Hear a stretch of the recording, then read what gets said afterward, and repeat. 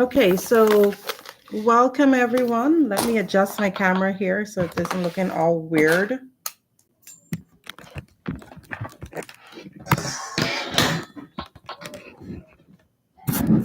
There. Welcome to welcome to Keg Book Club. We are reading. Hi Charlene. You can come in. I'm opening the mic. You don't need to have your video on, but you can come in. Anyone else who wants to participate, let me know and I'll have you join, but only for topics that are related to the book, not to have general conversations. We're reading a beautiful book called Outwitting the Devil, and this is by Napoleon Hill. This book is super cool.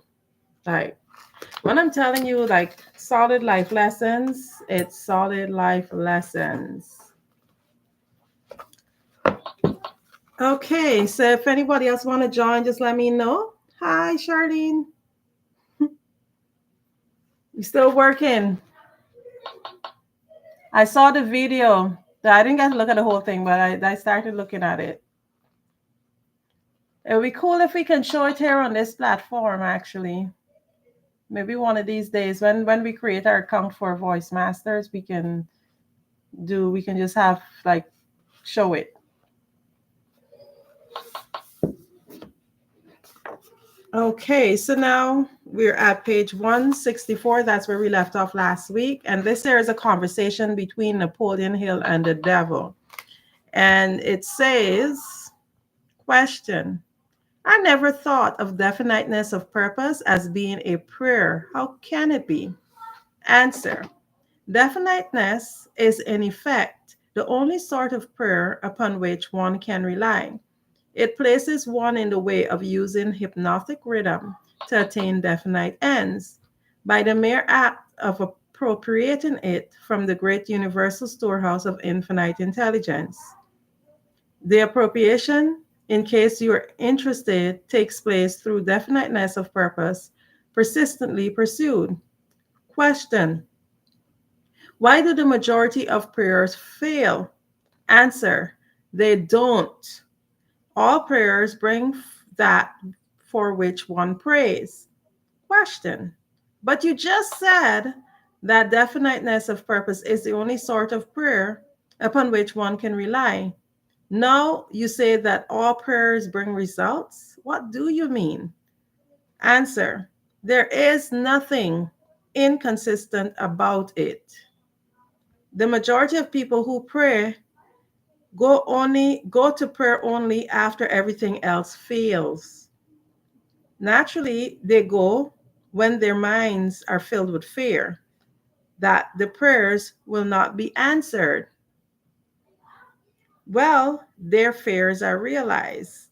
The person who goes to prayer with definiteness of purpose and faith in the attainment of that purpose puts into motion the law of nature, which transmute one's dominating desires into their physical equivalent.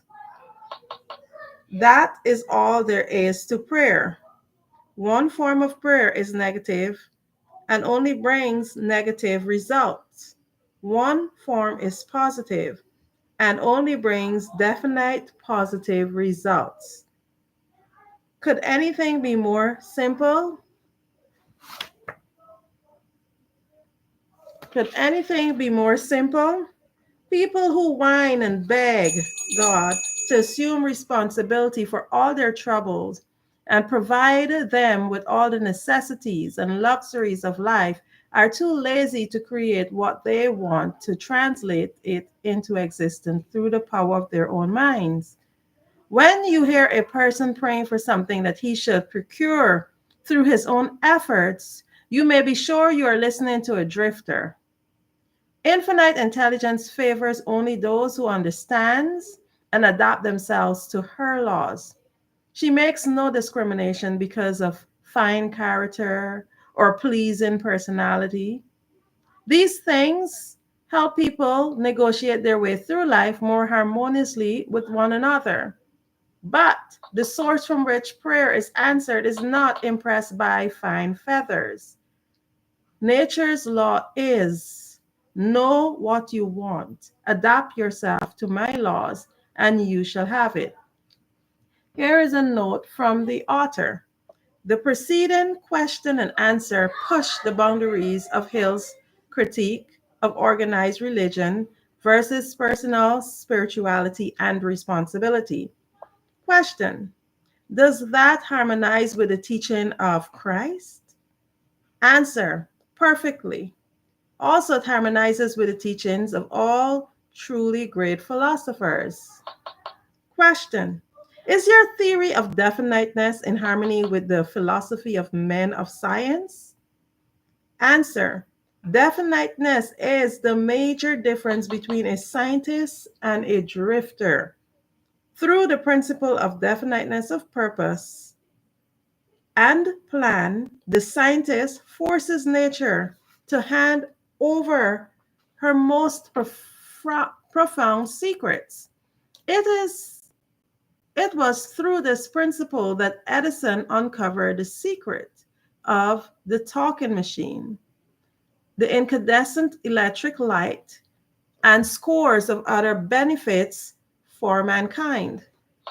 Question: then I understand that definiteness is the first requisite for success in all earthly undertakings. Is that right? Answer: exactly.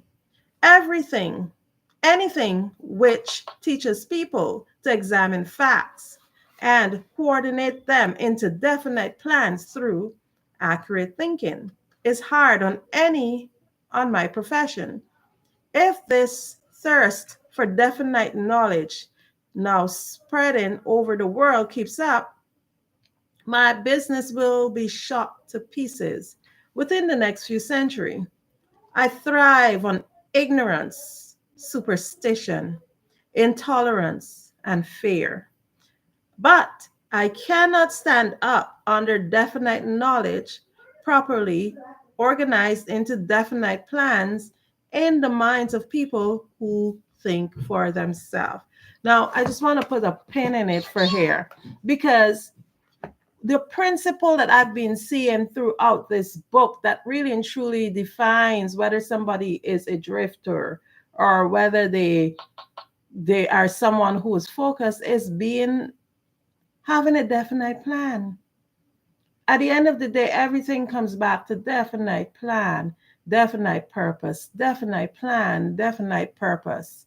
When we understand that we need to be strategic with our time, strategic with our days, strategic with what we're doing, how we're spending our time, then guess what happens?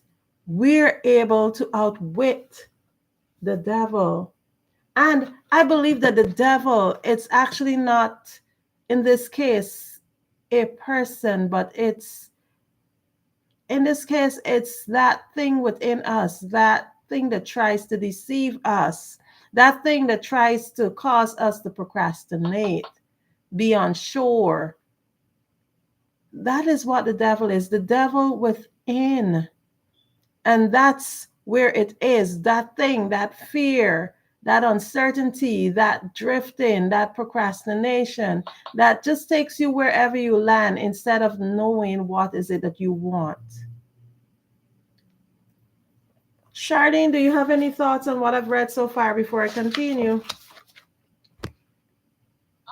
Yes. Hers.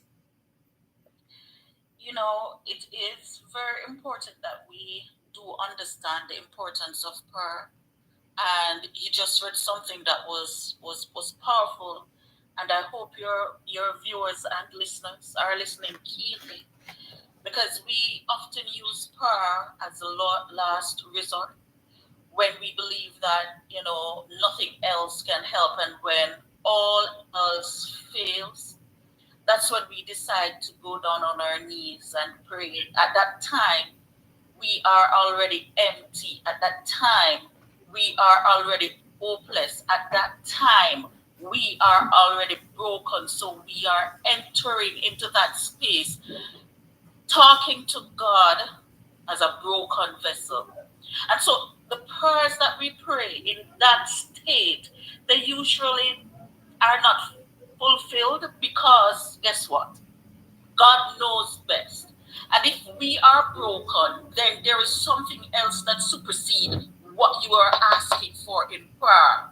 So you might be asking for the house and the picket fence and the car and the family, but you're broken because you've tried and you've tried and you've tried. What the energy will be focused on fixing you before giving you that car, giving you that house, giving you that family. And we need to understand the purpose of prayer. The purpose of prayer is not to enter into that space, it's not to try to enter the kingdom of God when you're broken, when you have no other way. The power of prayer is to try to enter the kingdom of God when you're happy, when you're thankful, when you're seeking abundance in your highest form. And that is when prayers are really answered. Thank you so much. That is so deep. And it is the truth because when we find ourselves in a jam, then we remember it's like an afterthought. Oh, shoot, I should have prayed first. Or, oh, shoot, I'm in so deep that I don't know what to do. So now I'm ready to pray. That is indeed profound because I believe most of us were guilty of that. It's when we have already messed up, when we've already gone too far. There's no such thing as too far, but when we've already gone in that wrong direction and we should have been going north, but we're actually going south, that's when we go like, oh, please, God, please get me back on track. So it should not be that way. Wow. Thank you Yeah, so much. yeah. And he's not focusing on giving you that compass. He's going to focus on fixing your mental state. So while you're sitting there to get that compass, he's not focusing on that because you will get it again. So yeah. Mhm. Exactly. So if anyone else do have anything to add, please just make a request to join. Definitely, I'd love to hear other people's opinion. Let me know. Now we're going to continue. It says, then I understand that definiteness is the first requisite for success in all earthly undertakings. Is that right? Exactly. Anything which teaches people to examine facts and coordinate them into definite plans through accurate thinking is hard on my profession. And I just want to put a pause there. One of the things that does that, and this is something that I've learned from this book and many other books that I've read, is something called the mastermind. The mastermind is the meeting of a group of people to really and truly strategize, bring ideas, brainstorm, look out for each other, look to see where they may fall, things like that. Things like that would definitely show some type of definiteness of purpose with a definite plan. So the devil would definitely not like a mastermind.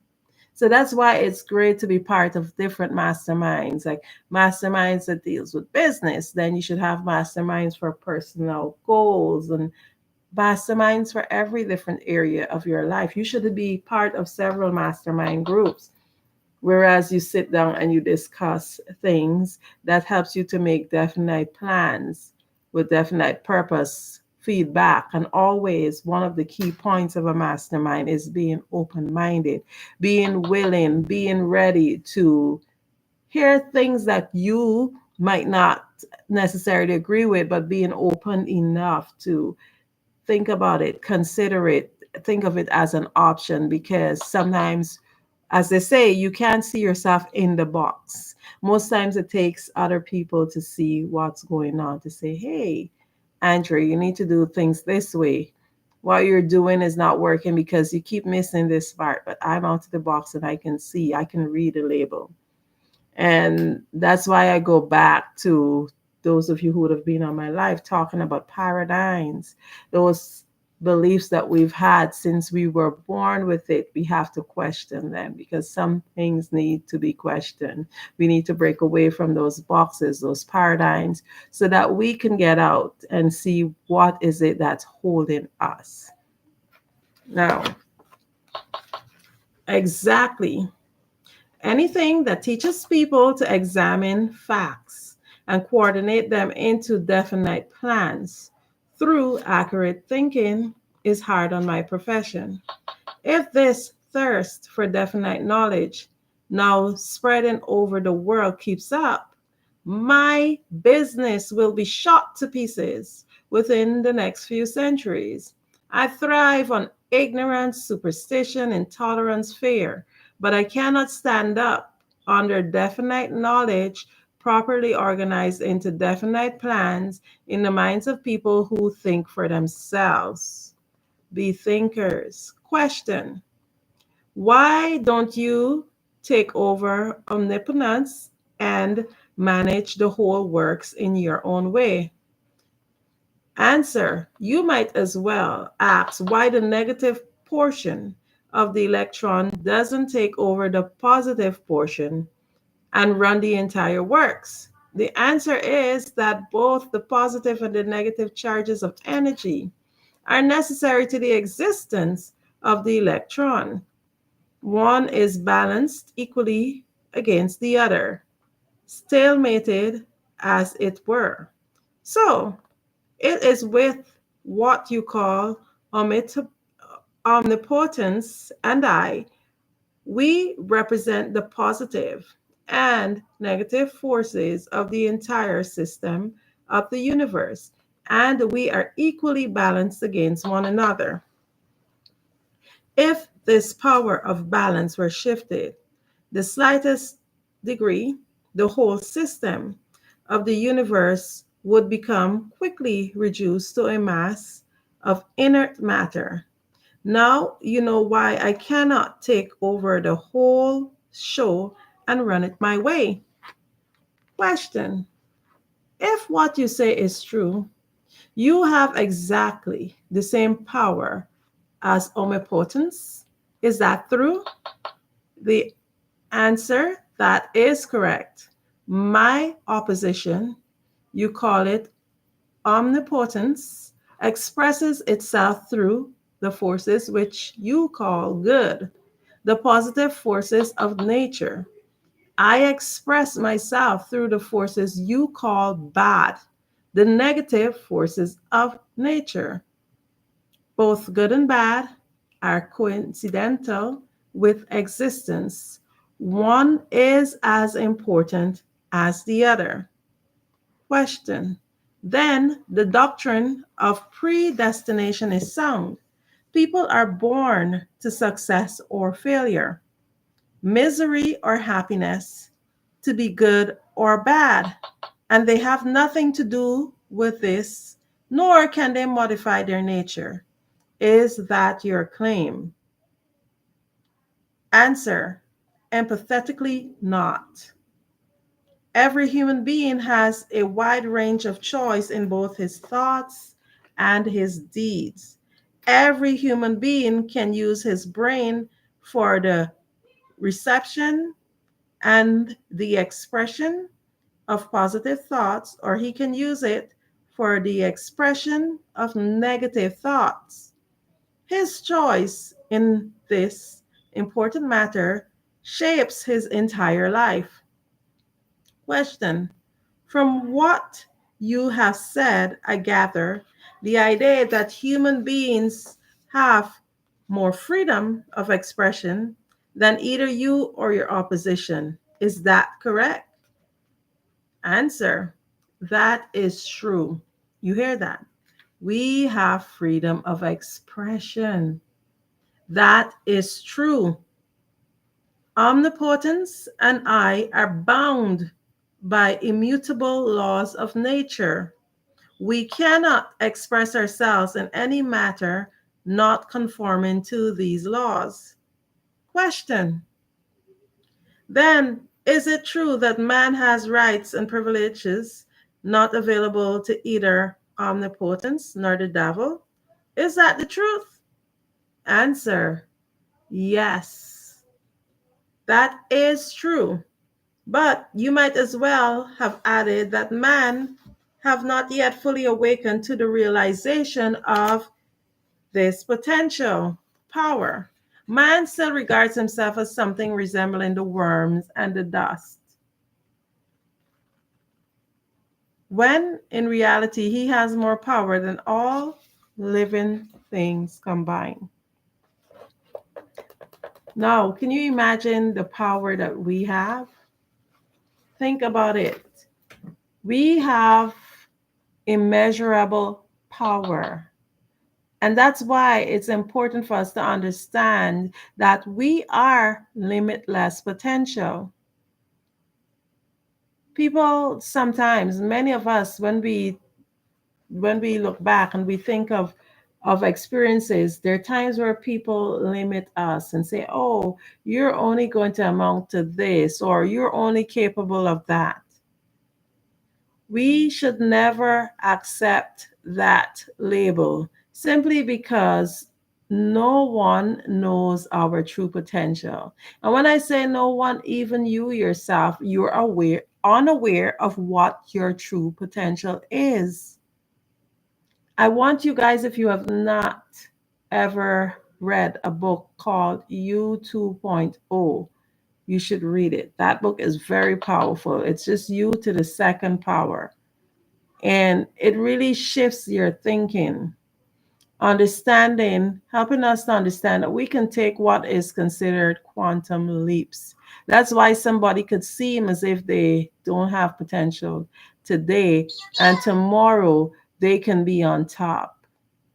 That's why there are people who seem as if they might not have had the fancy degrees, or they might not have had some of the soft life privileges as others, that turn out and become way more successful than people who've had an easy road.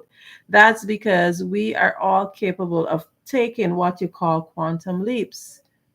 But that only changes after we've changed our minds, after we've realized that we are limitless potential, after we realize that we are being tricked into thinking that we're just as mere worms or any other creature, not understanding that we have within us the ability to make choices, to choose. We have that ability to create the life that we want to create for ourselves, and it's all in our thinking. That thing what they call the pineal gland, where we're focused on our thoughts, where our thoughts there create. Now, thinking is great, and we should definitely ensure that we think for ourselves. Because what has happened, people talk about the five senses all the time, not understanding that our sixth sense is the sense of thought. Let that sink in. The sixth sense is the sense of thought. Why is it that we have such great capabilities of thinking? It's also a sense, because sometimes we get that feeling that somebody is or isn't. We get that feeling, that intuition that this is or that isn't or this isn't. And that's because that's our sixth sense. Now, it's just funny that of all the things this book is saying, no matter how many times you twist it or turn it, that the ability to have sound thoughts, to have sound thoughts, that makes you become a non drifter. If you cannot think for yourself, somebody else is thinking for you. You cannot make sound decisions. You cannot create a solid plan for your life with a definite purpose, a definite plan. Then you're a drifter. And those of you who have been in book club for a while, you know we've read Think and Grow Rich, and we've been through the importance of writing those goals down I mentioned to you maybe week before the last or last week to get your notebook, get a specific notebook that is geared. It could be one of these one subject books that is geared towards just writing your goals. Then I spoke also about ensuring that you keep your goal cards next to you. Make sure that you know what you're doing. This here, a goal card saying what is it that I plan to achieve. A goal card saying what is it I plan to achieve. I keep it close to me. It's always in arm's reach most times. Every day I read it because I know what my goals are. As at and mentioned before, if you have a goal and you don't have a date, you have a wish. Let me say that again. If you have a goal and you don't have a date, then you have a wish. Many of us are walking around wishing. Just think about how many goals. I can guarantee you 90+% of people who are listening in are going to say that they have their goals in their mind. Oh, I have it in my head. I know what I want for myself. And our thoughts are so inconsistent. Our thoughts are so fluid that guess what? It changes so often. Sometimes you say, well, I know my three main goals. And then tomorrow you got a fourth one. Then the other day you eliminate another one. Then the next day, because our thoughts are extremely fluid. Write it down and read it, look at it, make sure you get a shortened version of it, date and time. And also, the other thing is manifestation. Speak as if it is done. I'm happy and grateful as at which date that this is completed. I'm happy and grateful as at the 31st of August, 2025, I have a minimum of 100 paid subscribers on my podcast. That's what I call a C-type goal. It's a C-type goal for me. Some people that might be an A or B type goal because they've done it already. They've done it several times. They know how to do it. I haven't succeeded in that. And I'm not 100% sure how to do it, but I'm working on making it happen. So it has become one of my C-type goals. I have my program for the kids, Global Kids Speak. I have the program running already. So people might be like, well, you've made your goal. No, I haven't made my goal as it comes to that. Because one of my goals for Global Kids Speak is I am so happy and grateful now that as at the 31st of August, 2025, Global Kids Speak is successful with over 100 paid subscribers per month. That's a big goal to ask for. 100 people subscribing to a program. How do I make it happen? So I've taken steps in acquiring my goal. I've already created the platform. I've done the basics. I've created a way where people can come on at any minute and subscribe to what I have going on. Now, that's just one part of it. How do I move people from being a viewer to being engaged as a customer? That is something I need to master. I don't know how to do it as yet. So that's one of my C-type goals. I've done books for people. I've done books with people, but I have not published my own very book. Now, that's another one of my C-type goals, to publish my own individual book. So there, I've learned now how to do it. So it's now about executing it. But at the time I made this goal, I wasn't sure exactly how I can make that happen. What are the exact clear steps, definite plan with definite purpose? But now I know. So that is soon going to be a fulfilled goal. And then once I've achieved that, what's next? What will replace that goal? I recommend you have at least three C type goals on average going at one time.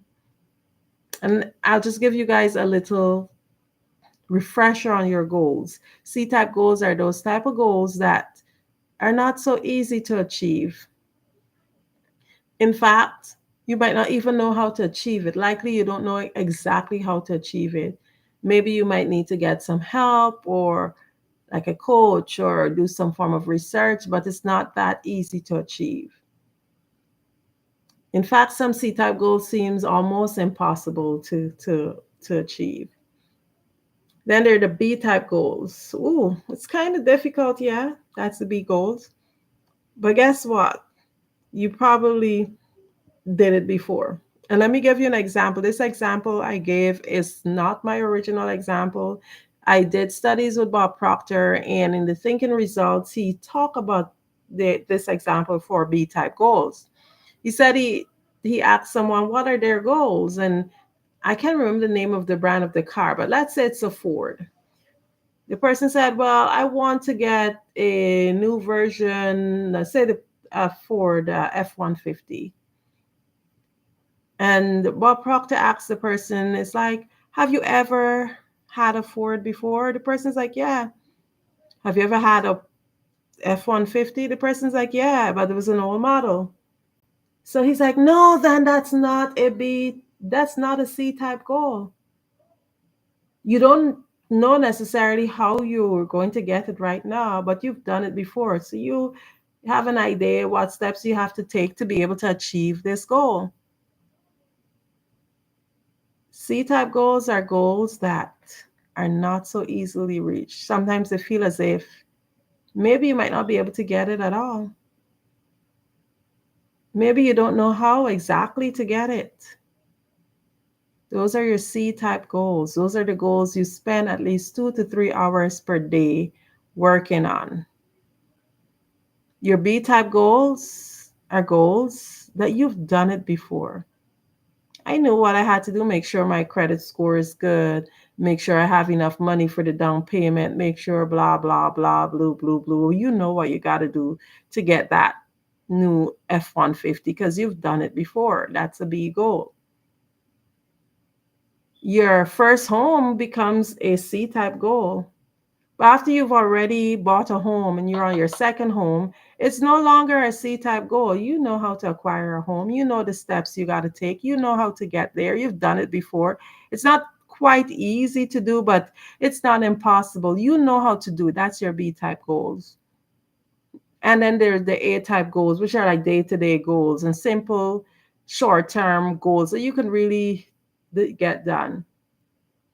I need to get the car valet. I need to get a house pressure washed. I need to maybe very simple things. Those are goals you can literally delegate other people to do. And those are not the goals you spend most of your time on. Those are not the goals that you start your day off with. A lot of people are fall into the trap of doing your A type goals first. Oh, let's get the easy stuff out of the way. And then guess what happened? The day is gone and you have not spent any time on your main goals. So what we want you to do is focus on those C type goals first. Delegate the A type goals, and as you can, you do the B type goals. So now, again, important, we don't want to wish. No one is going to be listening to me week after week and be wishing because that makes no sense. We're going to put dates to our goals, make sure that we have a definite plan with a definite purpose so that we remove ourselves from being drifters. We remove ourselves from just just flowing with whatever happens. When you don't have plans for your own life, people will make plans for you. They will delegate what to do, what you should do, and when you should do it. And that's the last thing that you want. You want to stay in control of your life, stay in control of what's going on around you. Ensure that you plan. Now I'm going to open up the room. Charlene, you can, if there's anything that came to mind from the reading and so forth, And I'll just open up after you're done to see if there's anyone else who had anything else to say.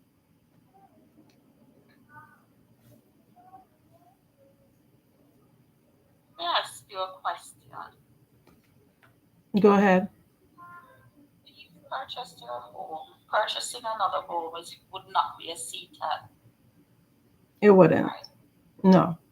But you've purchased your home and you decide to expand on the home. So you're adding onto that home. I'm just asking this question just in case your listeners and viewers are thinking. So when they go back to pen their CTAD goal, they know exactly what to do. So Hmm. you've purchased your home, and if you want to acquire another home in another state, you cannot list that as a CTAD. But let's say you purchased your home and you're adding onto that home. You've never added onto a home before. You've never built a home before. But now you're expanding your home. What would you list it as? C type goal, E type goal, or otherwise? Well, definitely not an A type goal because it's more like a longer term goal. But I would list it as a B type goal based on what I was taught. And I would love to hear what Bob Proctor would have said too. But he's not around. But reason why I would list it as a B type goal is because I believe that we would have a general idea of how to do an expansion. It should be an easy process. Like you hire somebody who's an expert in that area, tell them what you want, and they get it done. It's kind of like pretty straightforward. It might not be very straightforward, but it's not unattainable, like something that is really, really out of the reach. That's why I would put it as a B type goal. Now, when you're buying your home for the first time, you've never bought a home before, you don't know what the steps are. You don't know what the process is. Sometimes you don't even know where to start. That is why that becomes like a A-type goal because you really don't know. You're new to it. If you're buying a second home, it might be a different home, but it becomes a B-type goal because you've bought a home before. You understand the steps, the procedures. You have an idea how to attain it. And that's why he had listed B type goals as those that are they're not as easy as the A goals, but you have an idea, general idea. Hey, this is what I do. This is how I go about do it. A, B, C, D. Now, most times with C type goals are goals like you've never done it before. You're not sure how to do it. You likely have to get an expert to help you with it, to guide you along because otherwise you'll likely be very lost. You're not too sure what you need, what are the requirements, what are this, what are that. Those are your C type goals. Let's have some fun here. Mhm. So before you use the example of the Ford F-150, Mhm. right? And it would not be a C-type goal because he acquired a Ford F-150 before. Mhm. Amen. Yeah. If it was that he listed an Audi to acquire an Audi as a Mhm. C-type goal, would that be a C-type? I would still, for me, how I would have seen it, I would have said it's still a B because he's acquired a car before and he understands the process Oh, of great what is thinking. needed to finance a vehicle. Yeah. Yeah. Uh-huh. Yeah, if you look at it from that Okay. that end, yeah, he understands the process. He's been through it before. It's generally likely going to be similar, even with a different brand. Yeah. So okay. So no, all persons who are on should be able to differentiate in a little better way how to list their goals. Yes. I So appreciate that. Yeah. it's not it's really the ability to acquire something new, the newness of the aim, and not so much the brand or the quantity. Because once you've acquired it before, it's not a C type goal. So education cannot be a C type goal. If you've gone to school, if you've passed exam, if you've gotten a degree, gotten a BSc and now you want to do a PhD, that's a B type goal. Having a second child is not a C type goal because you want to have a second child for your husband because, whatever. If you've had one before, well, a second meaning you've had one before. But if you've never had a child before and you want to become impregnated or you want to become a father, then that is a C type goal. Yes. The second, third, fourth, fifth is a B type. So by the time you reach the 10, that's a A You're an type. And you expert. should be a It plan. might be a daytime goal. Oh, yes. Right? So I like the discussion. Thanks. I like it too. Thank you. Yeah, one of these days I'll read that lesson on from thinking to results with Bob Proctor on the different types of goals. I think it's a really fun lesson to read. So one of these days I'll read it for you guys maybe before if I remember next week before we start, I'll do that first, insert it because I think it kind of goes hand in hand with this lesson too, with this book, in terms of definiteness of purpose, knowing what is it that you plan, knowing what you definite a definite plan with a definite goal basically makes you a non-drifter, and our aim should be a non-drifter, to know what is it that we're planning, what is it that we want for our life. I remember I had this coach, this brand coach, and he asked me something about if I liked something because we were planning. That's the first time I was opening myself to social media. I would have been on social media before, but I barely posted anything. I would not have done any videos at all. I barely posted pictures, much more videos, live videos. No, that was not me. And he's the one who first person who got me to open up my social media accounts and so you got to be on more often. It used to be the most awkward thing for me. So just being here and being able to speak on these platforms is very transformational. But just going back, he was asking, well, what is it that you want? What is it you see? And I was like, well, I'm not too sure. He's like, well, I'm going to give you a little tip and I'm going to share that tip with you guys now. His tip was, guess what? Anytime you find yourself in a position where you do not know what you want, right? The first thing, when you don't know what you want, you got to think about what you don't want. So he's like, for example, I don't mean to offend anyone. I hope I don't, but I'm just sharing the example that he gave. He said, if you met a guy, if you met a guy, you would know that you wouldn't want a guy with a potato nose. I started to laugh. He said, would you? I said, well, no, I prefer not to have somebody with a potato nose. He said, well, you see, it starts there. You know what you don't want. So it helps to narrow down what you want. So for any of you who are having difficulties in identifying what is it that you want, what you can do is think about what you don't want. And that will help to gear you in that direction. Charlene? Yeah, I was saying that is so true. We always know what we don't want and find it hard to identify what we do want. Oh, yes. Oh, yes. So I think that this was such a fun reading yet again. And thank you all. Thank you all for being here. Thank you for listening in. And remember that we are outwitting the devil every day. Every day we're outwitting the devil. So we have to remember to make sure that we have definite purpose, a definite plan. Remember to plan your week. Know what is it that you plan to achieve. Even if you fall short, at least you had a plan. Stay on course. It's not easy. It's easy to procrastinate. It's easy, especially with the things that are happening around the globe, because it's not just in the US, but everywhere you turn, nobody wants to live in peace. Everybody wants to fight.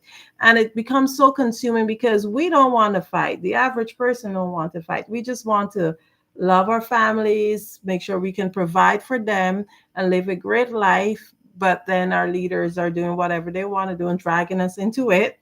Well, we know we really don't genuinely want that. We just want to be able to drink water and stay hydrated mainly. But unfortunately, the distractions are there. things are happening, we're feeling agitated, and sometimes we lose focus. But I just want you guys to stay focused. If everybody's just to stay focused on their goals, be great. Make sure that they ensure that they are, ensure that so true. So ensure that they give the make themselves a great person so that they can give the world a great person, make the world a great place. If everybody does that, we'll be good. So I'm just encouraging you all to do that this week. Make yourself the best version of you that you can. Give the world a great person. And until next week, well, you guys will be seeing me popping on here, but for sure, next week, Sunday again, same time, same place. I'll see you guys. You'll see me, and just be great. Take good care, everyone. Good night.